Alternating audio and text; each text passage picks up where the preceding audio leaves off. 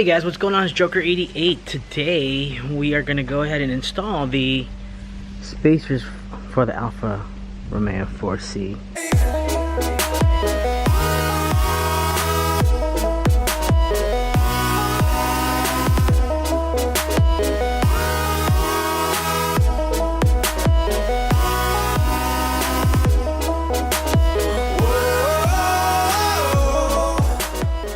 Let's see how that's gonna look like.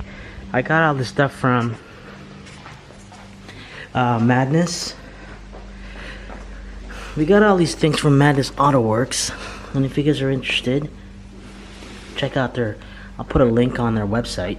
But they carry the Athena brand spacers, and let's go over these spacers real quick. So the front spacers. These are the front spacers, and these are 16 millimeter, made in Italy by Athena, and this is going to be your spacers for the front wheel, made out of solid aluminum,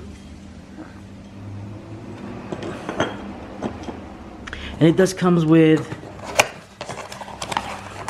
longer bolts that you're gonna need.